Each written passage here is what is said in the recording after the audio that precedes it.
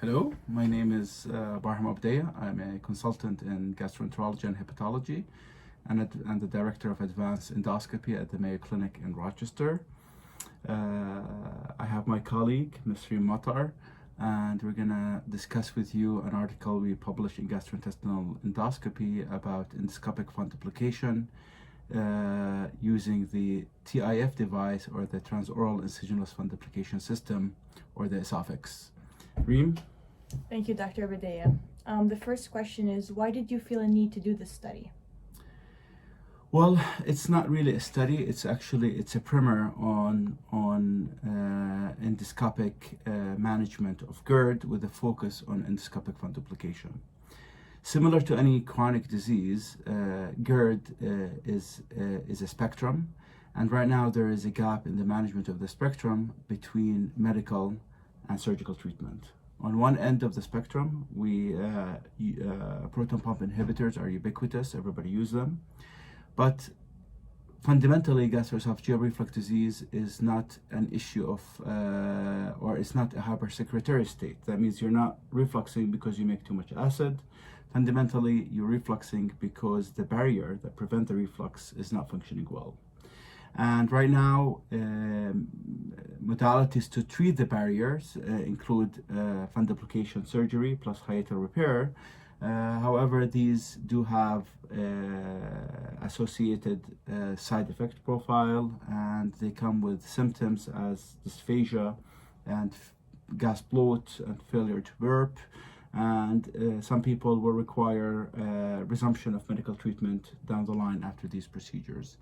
Therefore, the field of endoscopic management of GERD has been flourishing because now we could recapitulate or replicate the principles of bariatric surgery using an endoscopic approach that creates a wrap between the esophagus and the stomach, that's 270, where we could effectively manage reflux but without the need of the surgery.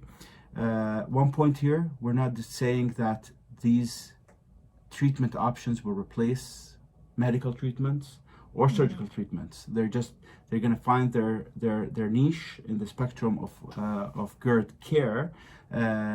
So if you have minimal anatomic abnormalities of the GE junction, then medical therapy will continue to be appropriate treatment.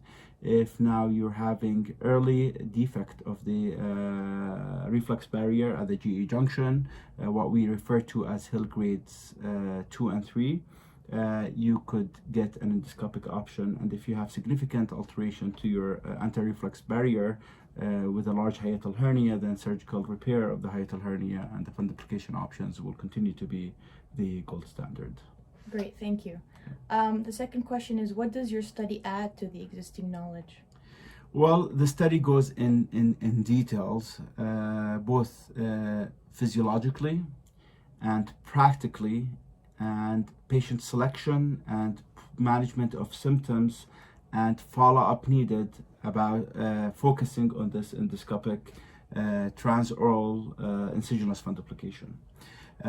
So we really designed this to be a premier. It's almost an encyclopedic knowledge of what we know about this particular procedure, in order to guide people who are interested in exploring this as a treatment option for their patient to get started.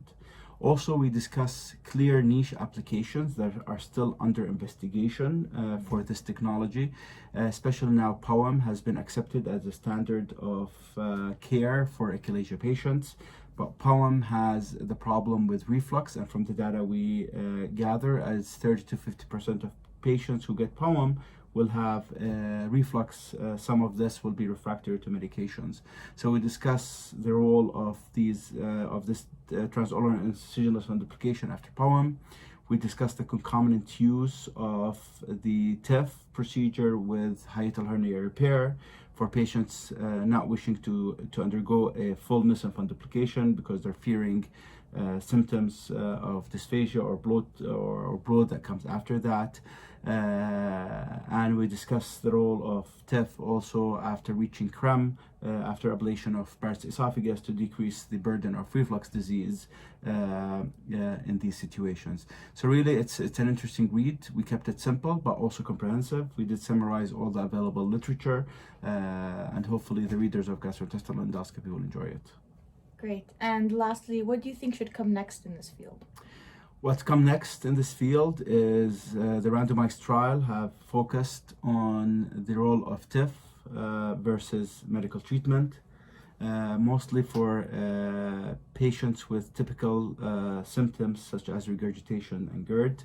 What needs to come next here is we really now we want to evaluate the performance of TIF compared to a gold standard surgical approach such as Nissen.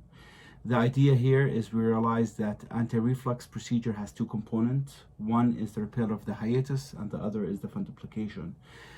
So a big portion of patients who will pursue reflux surgery will need some sort of hiatal repair.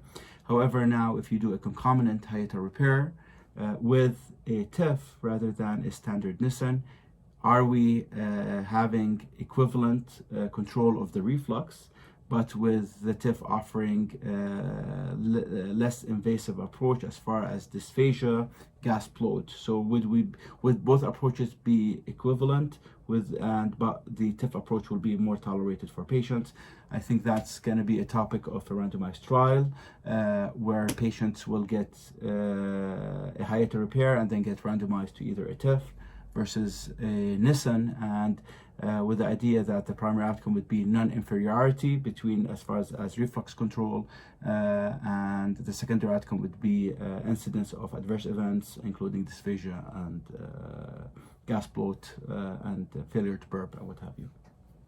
Very exciting and evolving field. Thank you so much, Dr. Dayyeh, for your time. Thank you, Reem.